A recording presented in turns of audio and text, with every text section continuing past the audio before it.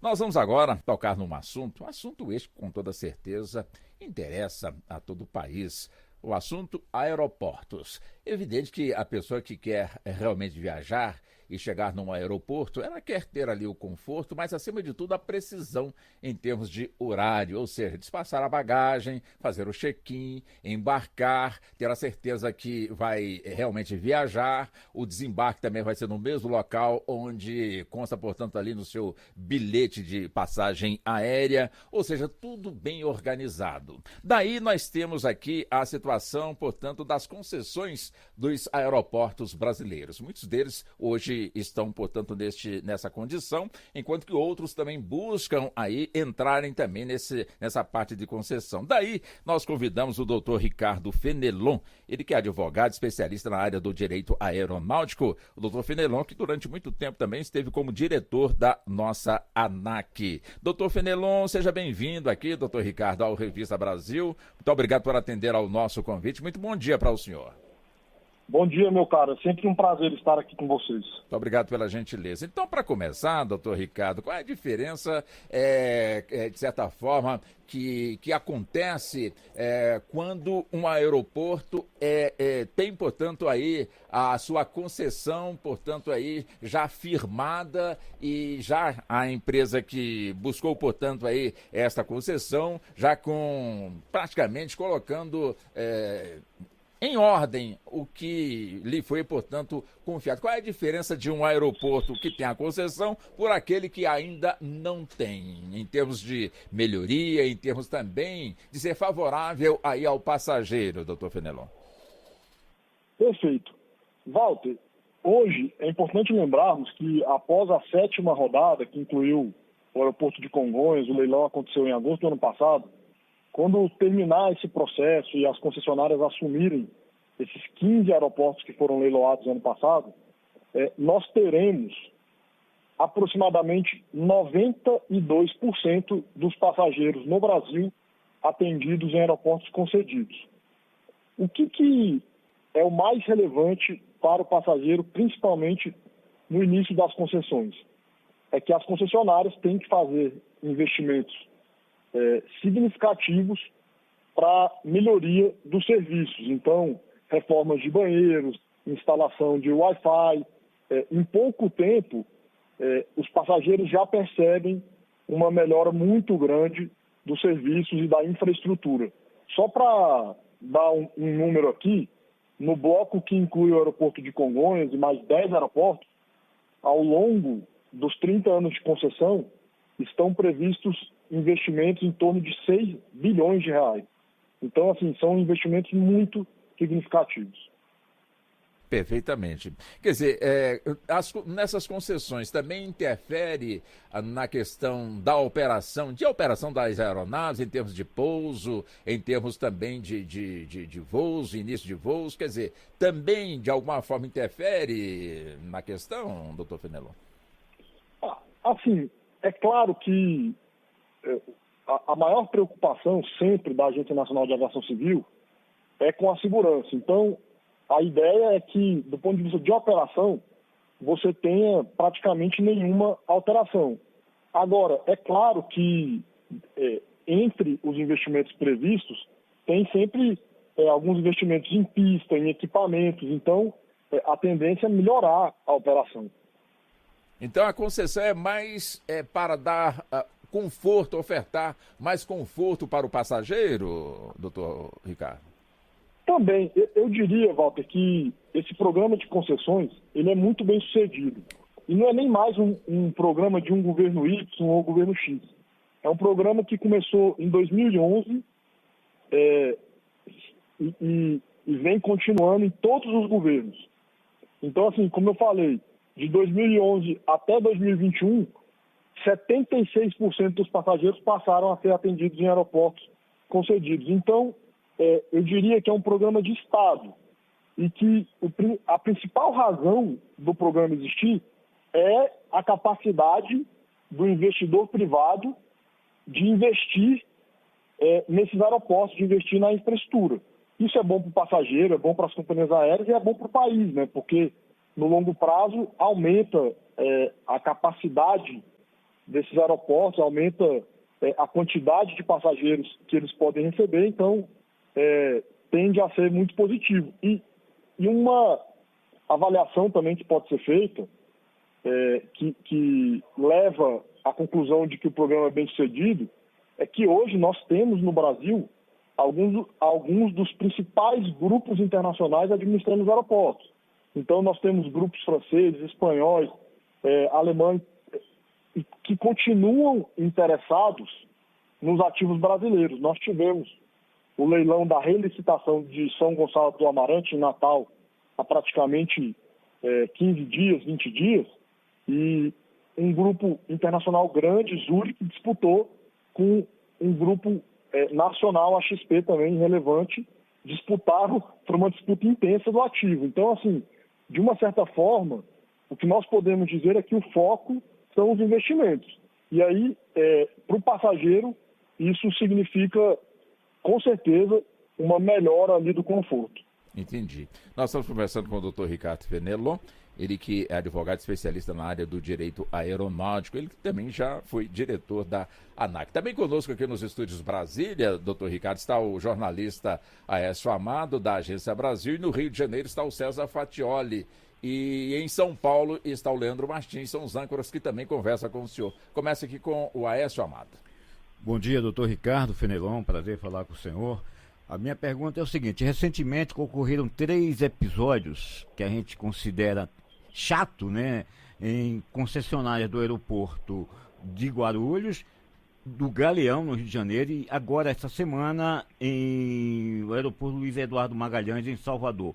Aeroportos de categorias internacional, e ocorreram falhas na parte elétrica no Galeão, que chegaram a apagar as luzes da pista e parte toda a área de serviço. No caso do Luiz Eduardo Magalhães, apagou também a luz da pista.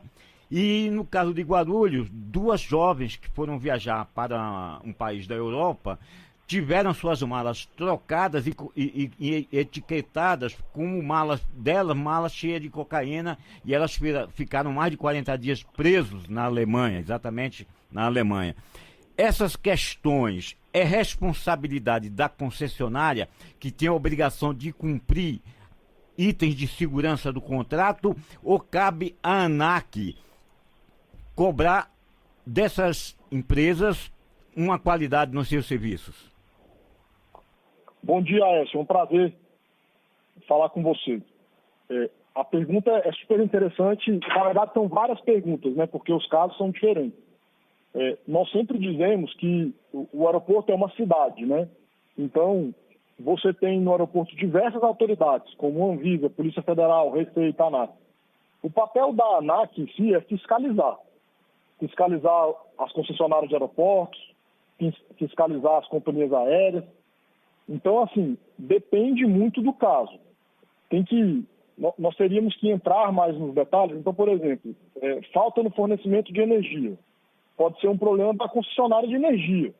Então, depende muito. Agora, é importante lembrar que, do ponto de vista de concessionária de aeroporto, a ANAC está sempre fiscalizando, e a própria remuneração da concessionária, ela depende da qualidade do serviço, e ela pode vir a ser punida, porque ela tem que manter uma certa constância. Isso é muito relevante. Só para dar assim, um exemplo do nível de detalhe, a ANAC fiscaliza o tempo que a pessoa leva na fila de raio-x. Então, assim, essa fiscalização é constante.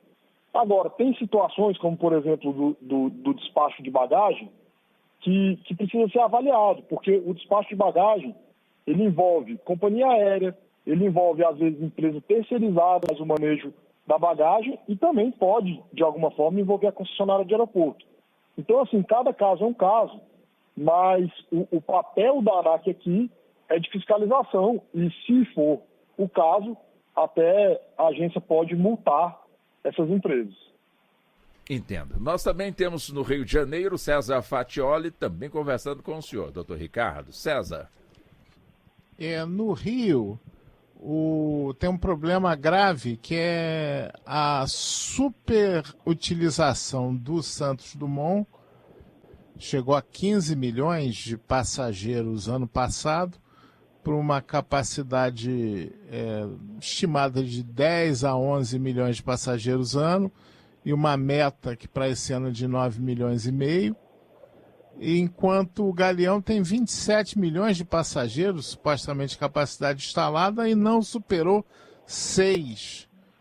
Quem é responsável por adequar a distribuição dos voos pela capacidade e qual o problema que leva a essa subutilização do Galeão e, por extensão, a superlotação do Santos Dumont?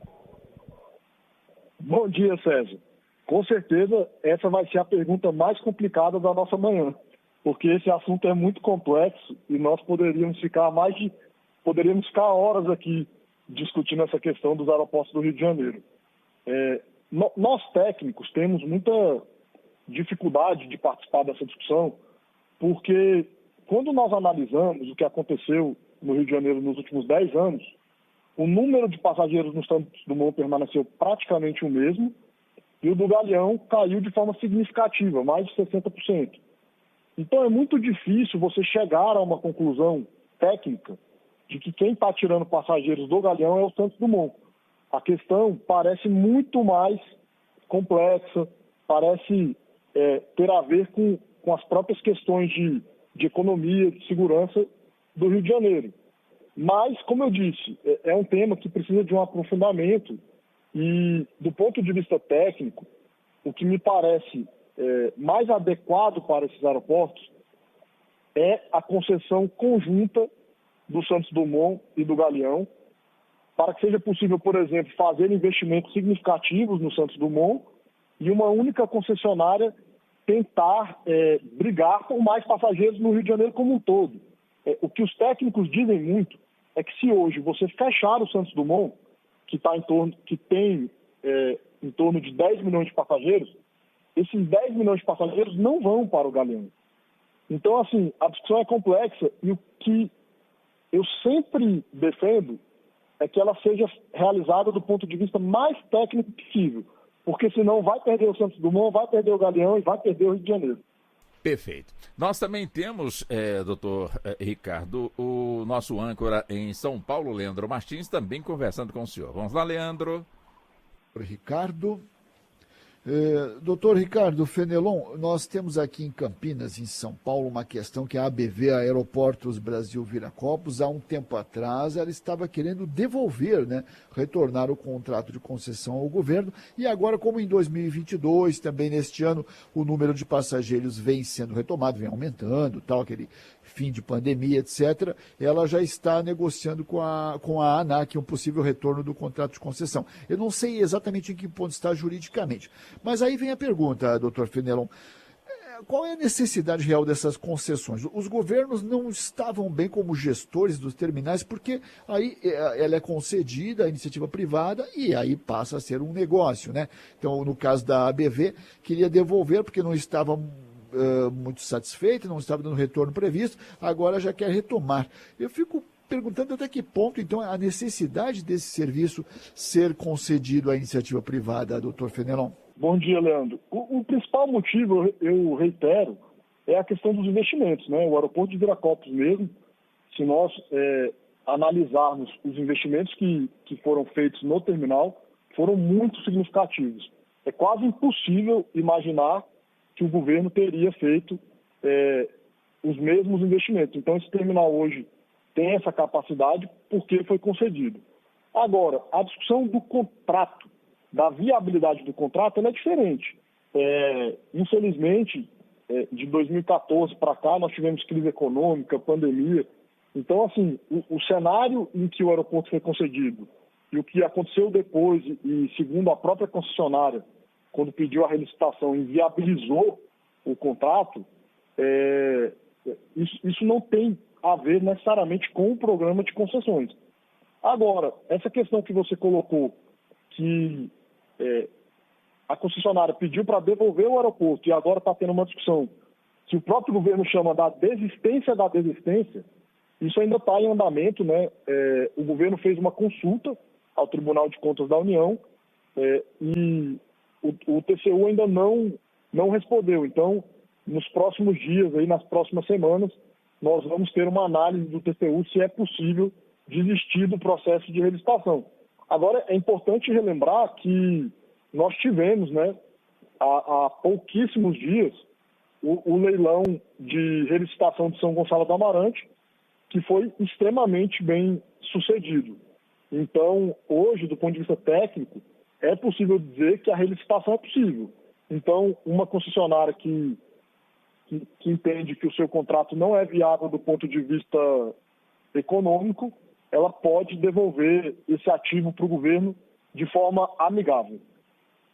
Tá muito bem. Doutor Ricardo Fenelon, foi um prazer ter realizado essa entrevista com o senhor, bem esclarecedora. Fica o convite para outras participações, evidente dentro também da disponibilidade de tempo do senhor. Agradecemos muito pela atenção aqui com a Rádio Nacional, com o programa Revista Brasil, doutor Ricardo. Eu que agradeço, meus caros. Foi um prazer. Bom final de semana. Para o senhor também. Tenha um bom dia.